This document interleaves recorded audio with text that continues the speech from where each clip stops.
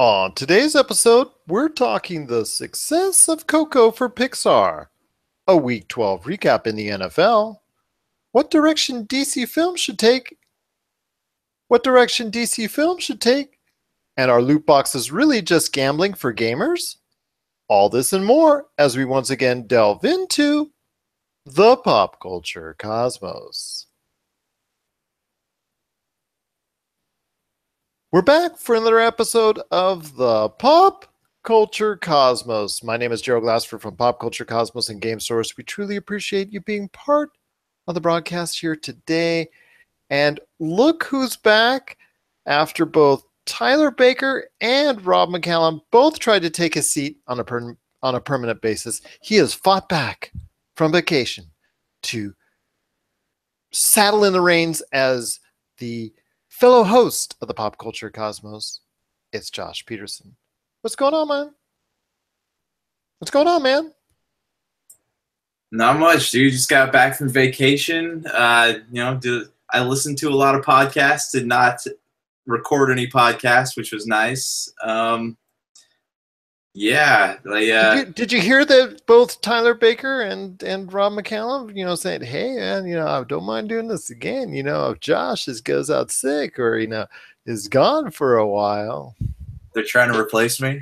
Yeah, I don't know. I'm just saying, listenership would drop by like 90%. So it's fact of life.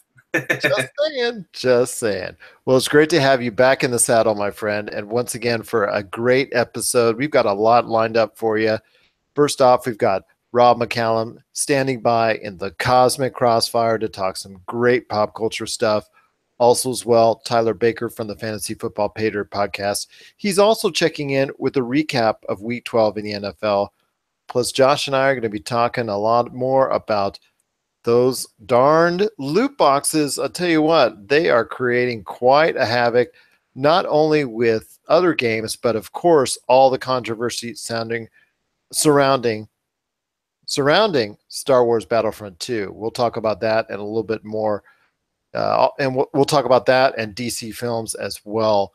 But first, I'll tell you what, some great news this weekend again for Pixar. They seem to own the Thanksgiving holiday weekend because they have done it once again with Coco, doing pretty much what pundits and analysts were saying that they were going to do, around $70 million for the weekend.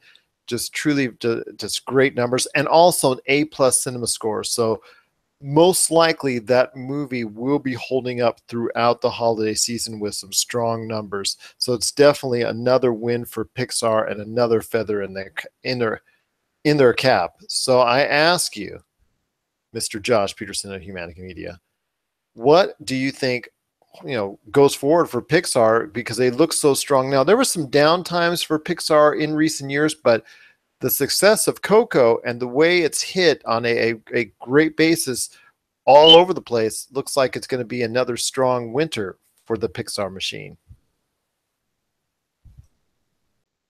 Yeah, for sure. No, Coco actually looks, it looks really interesting. It looks like I actually was just talking to someone who went to see it tonight, and they were saying that the animation is gorgeous. Their words, not mine. But yeah, Pixar is, because I know that Finding Dory, well, the fans appreciated it. It wasn't it wasn't as well received as Finding Nemo was, and they're kind of been looking to fill that gap that they've had. But yeah, this movie looks great, and it shows, if anything, it shows that there's still plenty of, I guess, oceans to dive into, so to speak, when it comes to animated films and what kids like to watch. Because you would think that a movie about the Day of the Dead would not be something that would be kid friendly, even animated, but this just goes to show that Pixar has the talent to do things that normal animation studios can't. Well, and also sends a positive message to people out there that yes, there can be a great film that not only embraces but also tells a great story about the Latino and Hispanic culture. that people of all ages, all demographics, and all backgrounds can definitely get behind. And that Wait. Are you saying that Spectre didn't do that when James Bond uh, destroyed half of a town? oh, you mean in Mexico City, the part at the beginning? That is not one of my favorite parts of Spectre. Actually, that's to me that part. It was all the CG on it was really not very well done. And well, don't get me started on that because that was just it led the movie on a not very great path, unlike its predecessor, which was just so much better in Skyfall. But I will say this: Coco definitely uh, did very well and performed as expected at the box office. Looks like there's going to be a great following for it indeed throughout the next couple months. But this leads me to this leads me to this begs the question. Their next movie on the horizon is The Incredibles 2.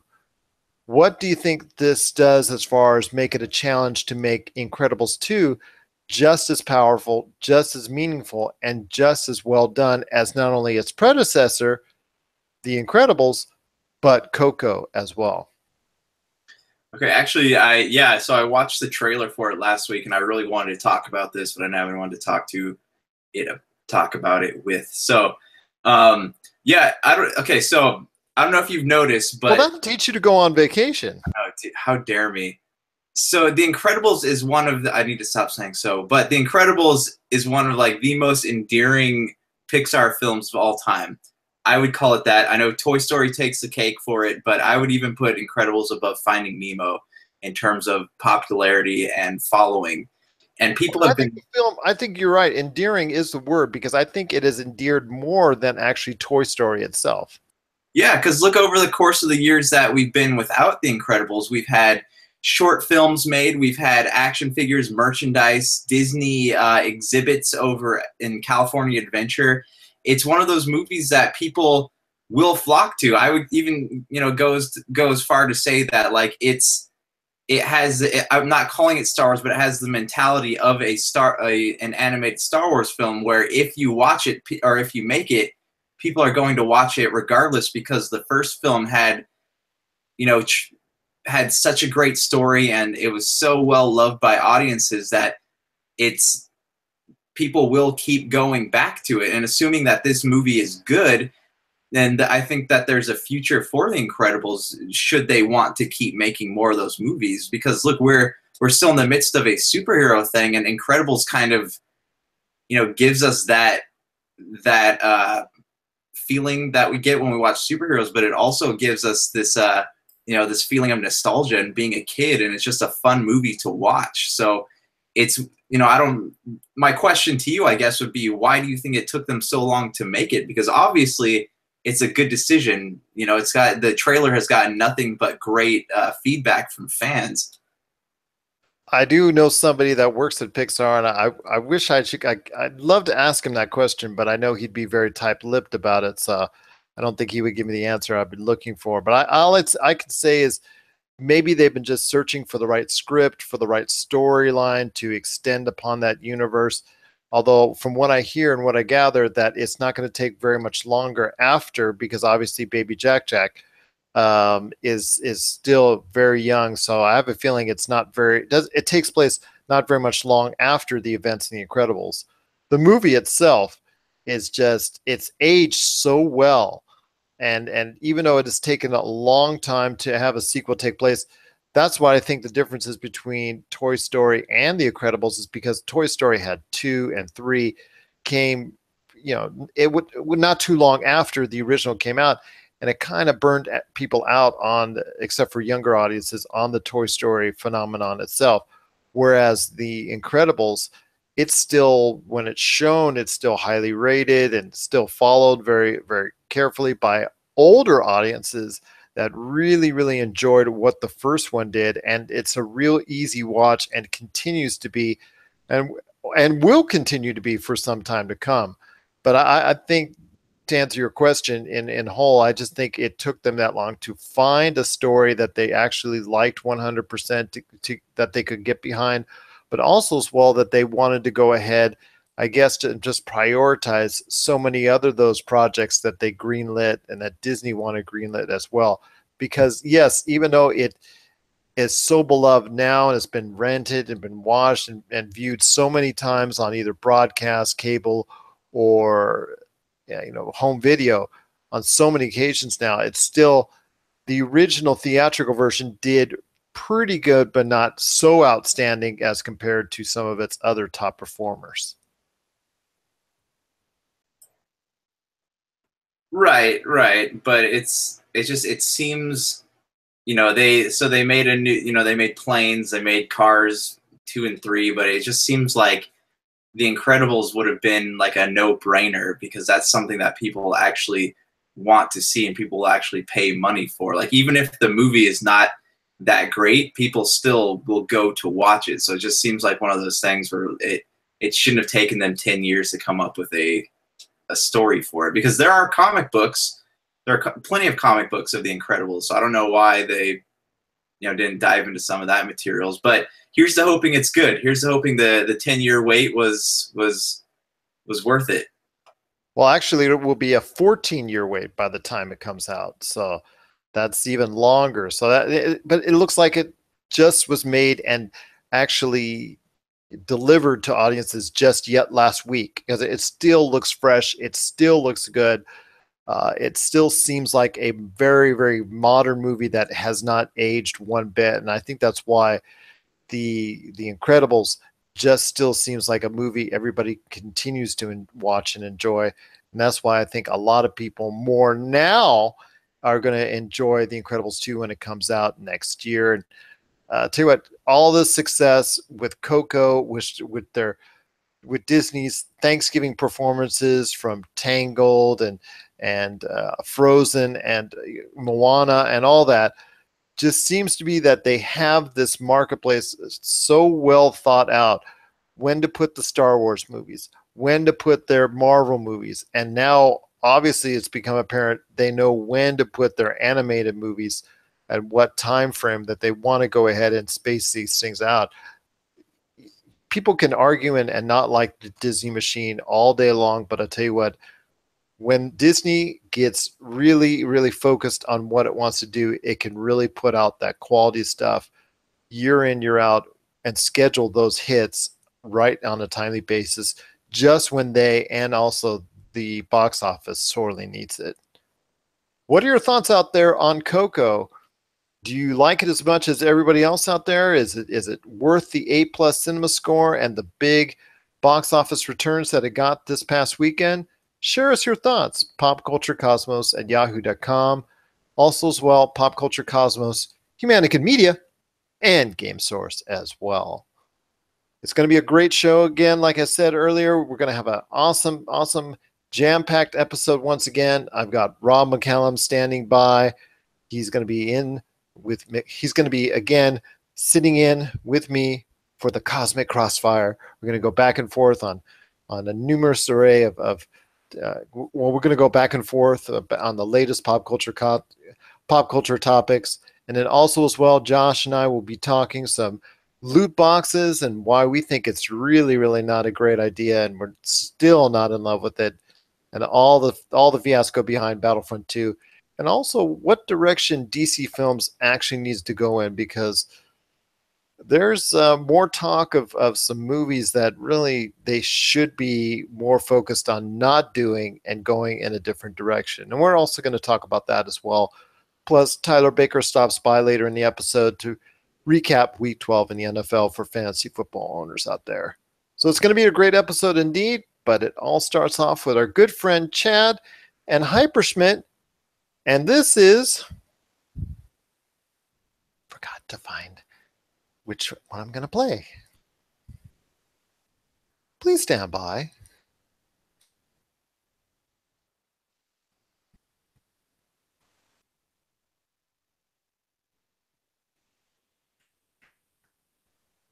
How do I get? Okay.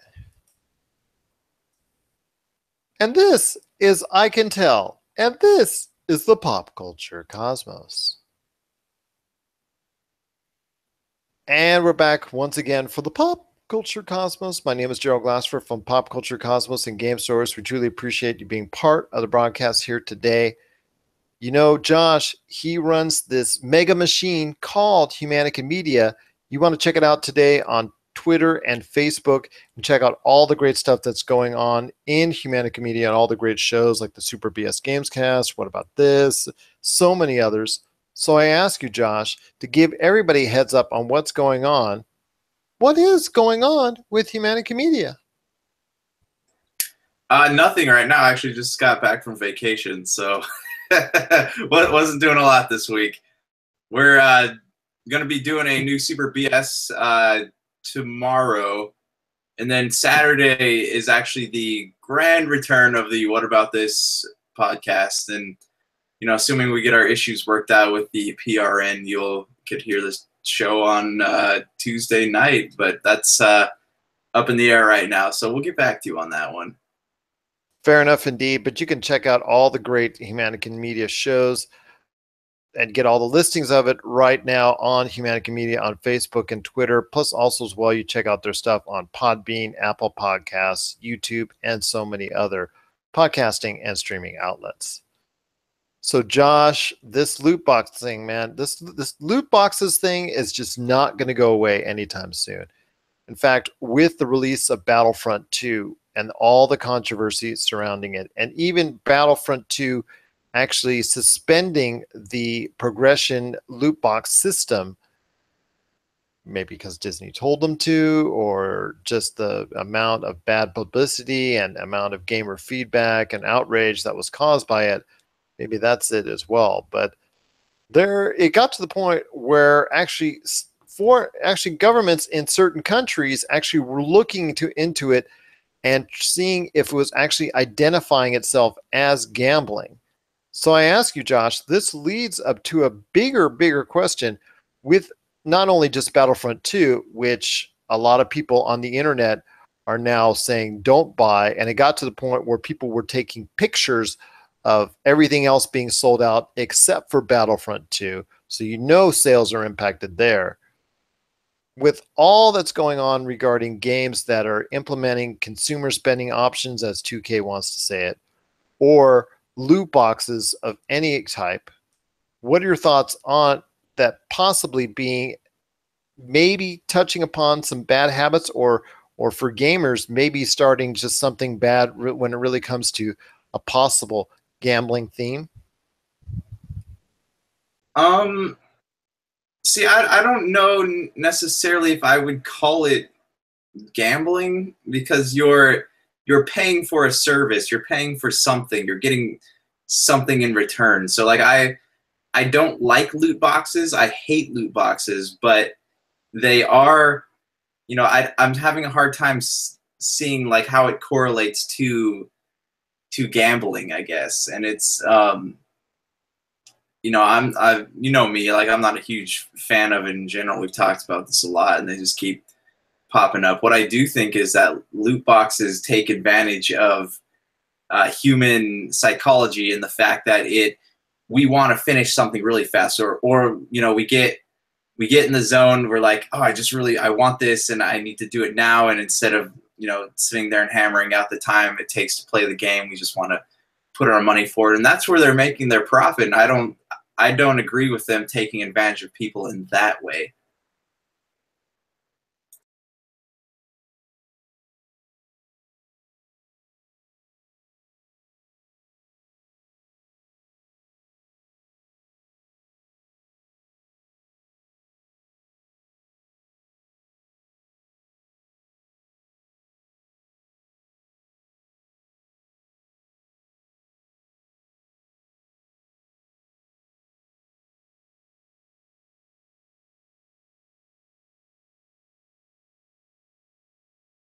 Yes, my mic is that good. It can hear you. Believe me. Trust me, it can hear you. No, to everyone out there, thanks for your patience. My wife had her cell phone on and is playing something, obviously, because I can't control the whole house, but she needs to hear her stuff too. But it's like it's loud enough. It's like, your mic can pick that up, and like, yes, my mic can pick that up. When I get this back in post, yes, they can pick that up. So, anyways, going back to what we were talking about. Yeah, no, I don't, because to call it gambling, I think is taking the argument too far. Because gambling implies that you're paying money for something and you're getting money in return. You're not really getting money. You're basically buying a product, and it's helping you skip a level or have stronger armor or more weapons or whatever it is. But But there are some scenarios. In fact, when it came to originally what EA had planned for Star Wars Battlefront 2, there were some definite pay to win options.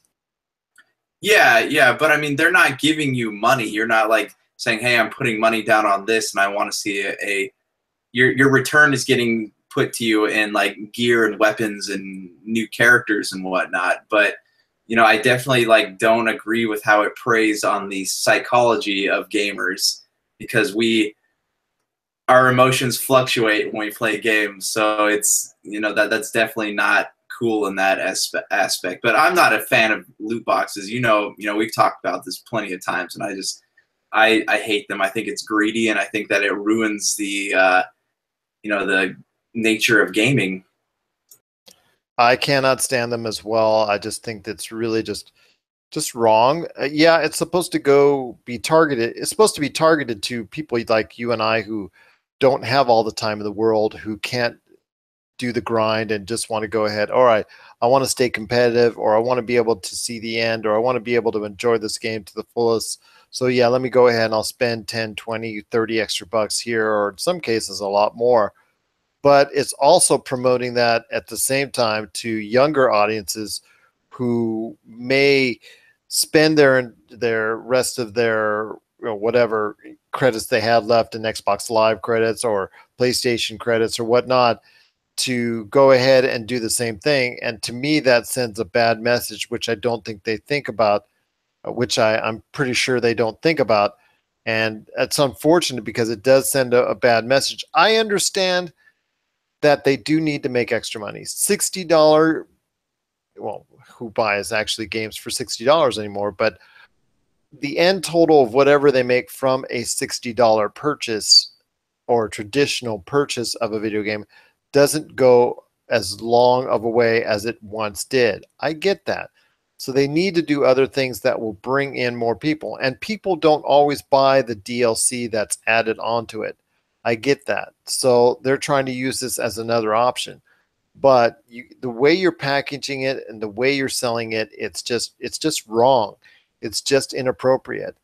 Overwatch is probably one of the best ways because it's just cosmetic items. It's not giving anyone else a competitive advantage. So in that sense, I guess that is cool because if you didn't do that, it's just like fighting games who would, sells the extra clothing and whatnot for DLC. So it's pretty much the same concept. So that's okay in that sense.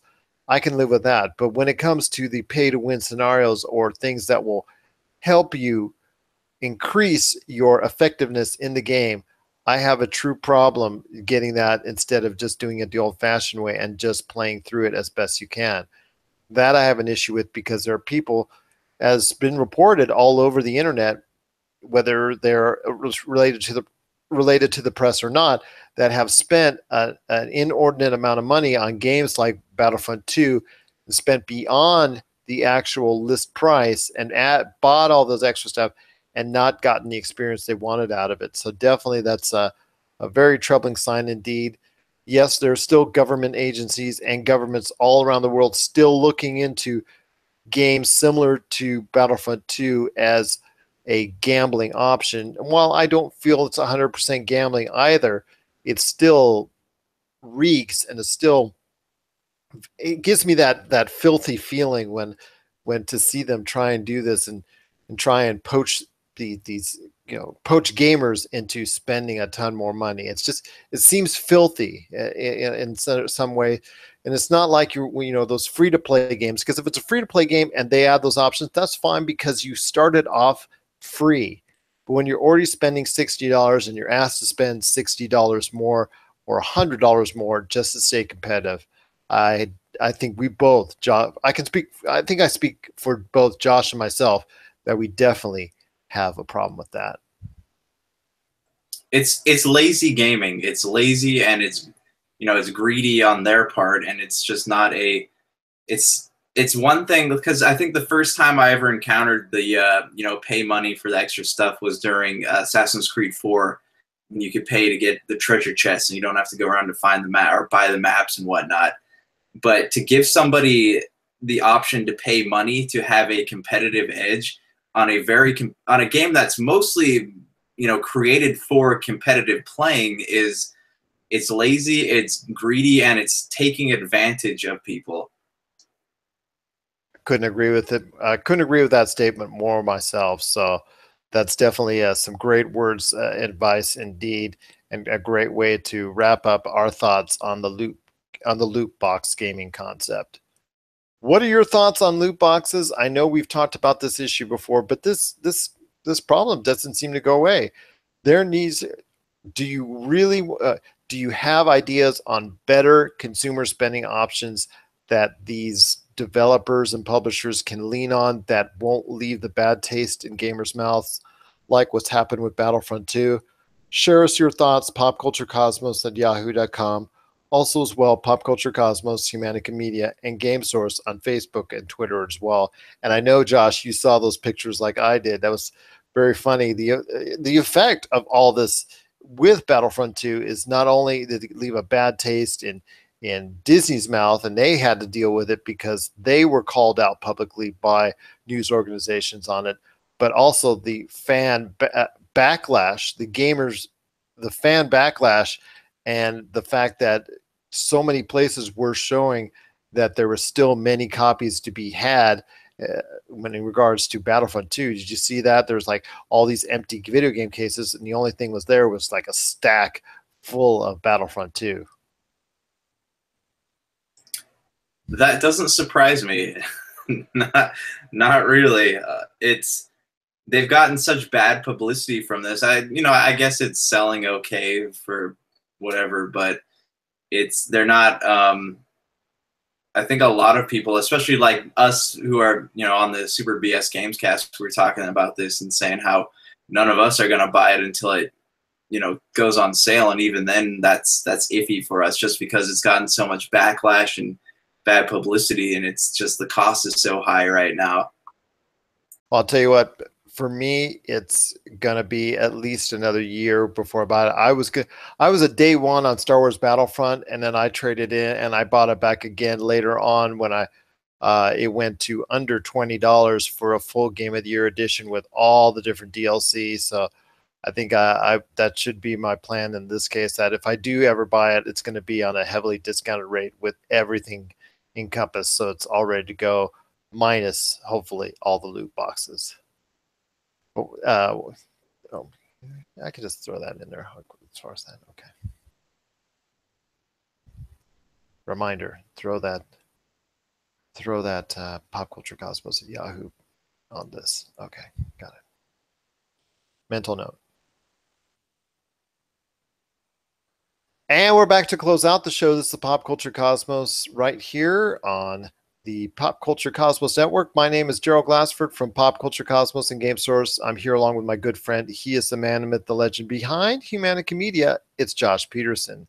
If for some reason you can't get a hold of us on the I can't even say it right, the podcast radio network, and then also as well our Friday show, the PCC Multiverse as well.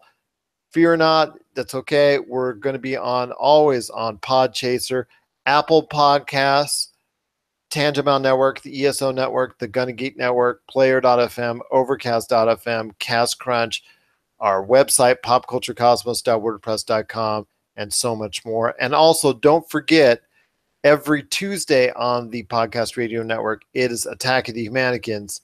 Truly appreciate everybody listening to that out there. And make sure, if you listen to one of our shows, please subscribe to the show, subscribe to our channel, and leave us reviews, because it does affect positively if you leave some good reviews and good vibes and you start subscribing to how our show is actually doing in the realm of the podcast world out there. So any good vibes you give out to us, we truly appreciate and cannot thank you enough for.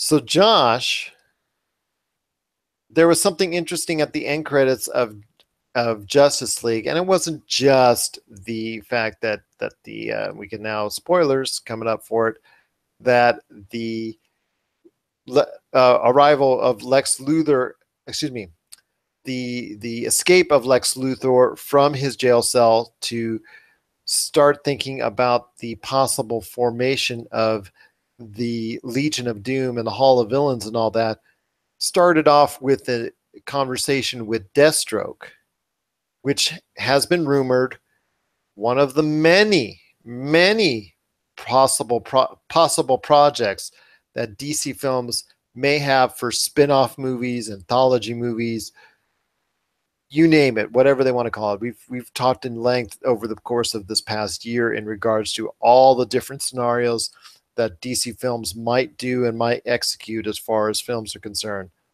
My question to you before we head on out: what should be DC Films' course of action? Because all these other side films and side projects, they just need to just put the kibosh on and make sure they just stay focused on one thing and one thing only in regards to keeping the DC film universe on a better path than it's already going on. First of all, yeah, they talked about this Deathstroke. It's not going to happen. Like it's one of those things where people are going to get super excited about, and it's just not going to happen. I'm personally not excited about it, but this is DC, typical DC. Like they're like a dog who sees a squirrel. You know, they can be focused on something, and all of a sudden, squirrel, and they'll start looking off to their left. It's the the difference between Marvel's success and DC is that Marvel set out a path. They had a very linear path, and they gave, they brought to life the most important heroes to make the universe work. And so they had Captain America, Thor, so on and so forth. DC, on the other hand, they wanted to skip everything. They wanted to go right to the, right to the main showdown. And so they skipped the Flash movie. They skipped a solo Batman outing. They skipped a Cyborg film, and they just wanted to go straight for Justice League. So they gave us Man of Steel, which was cool, and then what we got: Batman vs Superman, Suicide Squad, Wonder Woman, and two of those movies were they already have two ensemble films out, and they don't we don't even have like solo films of the most important characters. So I don't think that we should be talking about Deathstroke and a sequel to Suicide Squad, or even it pains me to say this, or even a Justice League Dark or a Shazam. I think that we need to have these heroes established so that they don't they build a universe before you build side characters. Or Gotham City Sirens, or Aquaman movie, or another Green Lantern movie. Well, those two maybe should be considered for possibly being down the line, but there's so many other, or prequel to the Joker film, or another Batman movie, or all these different scenarios that they've talked about. And the question they got to ask is, of these films that they've talked about, which ones serve the larger narrative the best? And because the larger narrative is the one that seems to get hurt. And obviously from what we've seen in Justice League and the response by most individuals to it, the larger narrative certainly has yet to be served fully, especially after what was seen with Justice League. So definitely some food for thought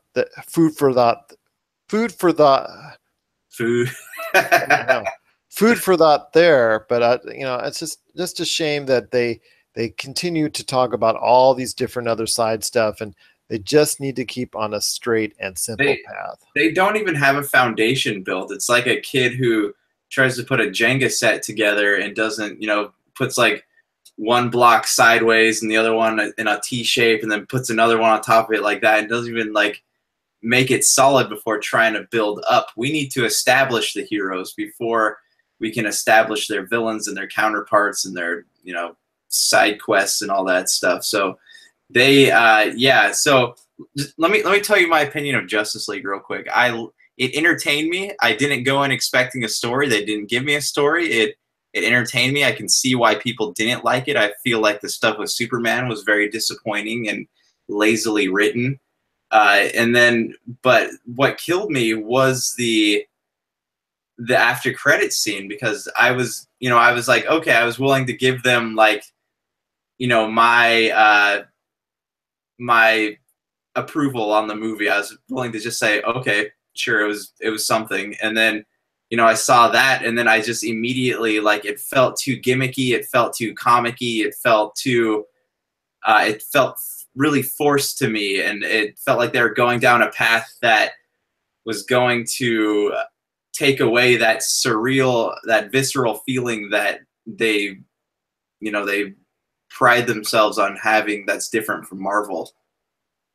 Definitely some great thoughts indeed. If you have your own thoughts on where the DC film universe should go, please share us your thoughts. popculturecosmos@yahoo.com. Also, as well, Humanica Media, Game Source, and Pop Culture Cosmos on Facebook and Twitter as well. We would love to hear your thoughts because, believe me, the DC Films universe needs all the good opinions it can get. Well, I want to thank everybody for joining us on this episode. Rob McCallum and Tyler Baker, as always. And of course, Josh, it's great to have you back in the saddle, even though a lot of people wanted you out of the saddle and they wanted to take it for themselves. But I'm glad you came back. And I do want to make sure everybody gets a heads up on what's coming up next month. Man, I'm just really off my game today. Gets a heads up on what's coming up in December, because we not only got a lot of holiday gift suggestions from all over the place, like books, board gaming, video games, the whole 9 yards. We're going to be suggesting that, but also our best of 2017 in several categories, including films, television, video games, and a whole lot more. That's going to be coming up next month. So we got a packed December coming up for you. So it's definitely something to look forward to indeed. Whew. Man, gotta suck it up. I see. Maybe I was the one that needed a vacation. So for Josh Peterson, this is Gerald Glassford. It's another beautiful day right here in paradise. Or did you want to leave any last thoughts? No, I'm good, man. Yeah, did you get anything on Black Friday? I'm just curious. Any games? Oh, did I get anything? Games? You know what? There was just so much. Oh, I did. When I got in line to Target. I was helping a friend get a TV, get him a TV. He got an Xbox One S.